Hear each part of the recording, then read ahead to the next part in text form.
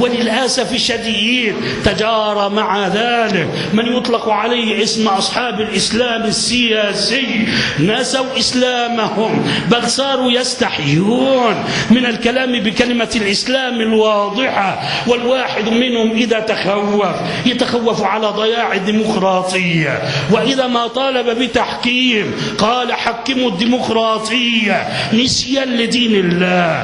هل هذه دعوات عندما تعمل بسياسة لا دين فيها ولا دين معها؟ ارجع لكتاب الله ولسنة رسول الله، إسلام شامل لكل ناحية من نواحي الحياة، سياسية كانت أو اقتصادية أو اجتماعية أو أخلاقية. اليوم أكملت لكم دينكم وأتممت عليكم نعمتي ورضيت لكم الإسلام دينا، فليحكم ولو عبد حبشي وليحكم طيلة حياته. والمهم في المسألة أن نحكم بكتاب الله وبسنة رسول الله صلى الله عليه وسلم. كانت الآيات البينات تتنزل على نبيكم صلوات الله وسلامه عليه.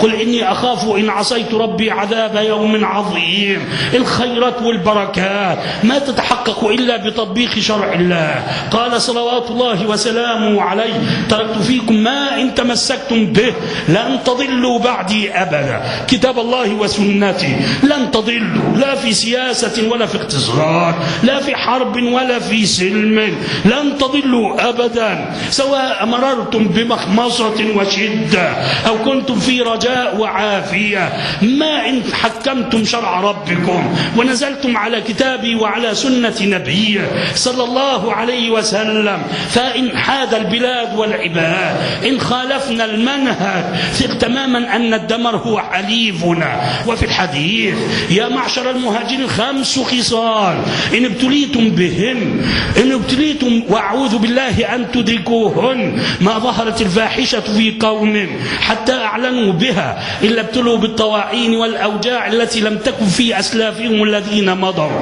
ولا نقص قوم المكيال إلا ابتلوا بالسنين وشدة المؤونة وجور السلطان، ولا منع قوم زكاة أموالهم إلا منعوا القطر من السماء، ولولا البهائم لم يمطروا، وما لم ينفذوا عهد الله وعهد رسوله إلا سلط الله عليهم عدوا فأخذ بعض ما في أيديهم، وما لم تعمل أئمتهم بما أنزل الله إلا جعل الله بأسهم بينهم مقدمات ولها نتائج. وهذا علم علمه من علم وجهله من جاهل.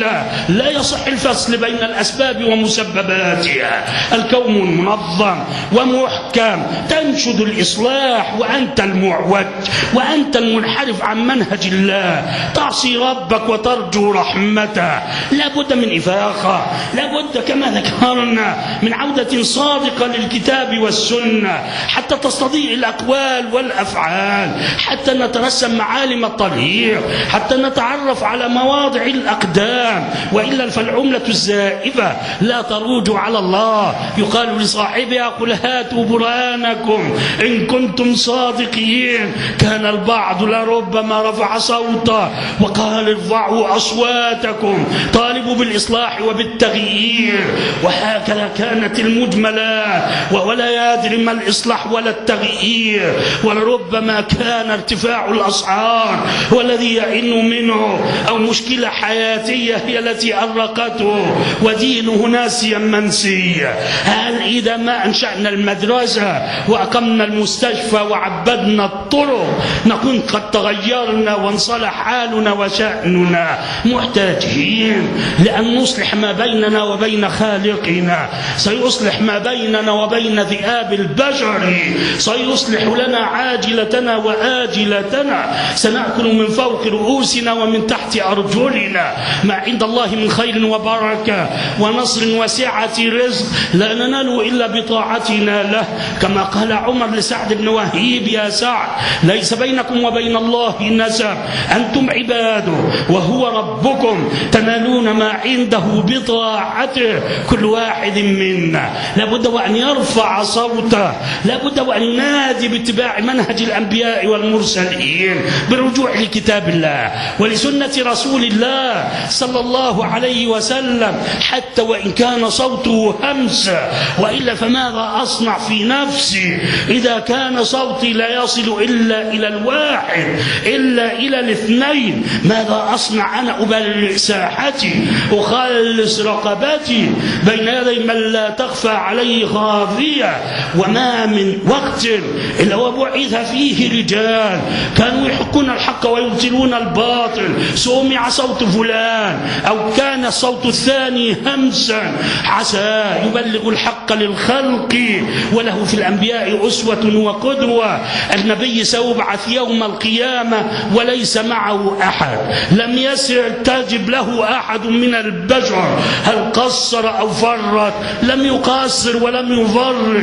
قد لا يمتلك قناة فضائية، قد لا يمتلك إذاعة ولا تلفزيون، لا يمتلك إلا أن يهمس، يفعل كما فعل نبي الله زكريا إذ نادى ربه نداء خفيا، قال رب إني وهن العظم مني واشتعل الرأس شيبا ولم أكن بدعائك رب شقيا وإني خفت الموالي من ورائي وكانت امرأتي عاقرا فهب لي من لدنك وليا.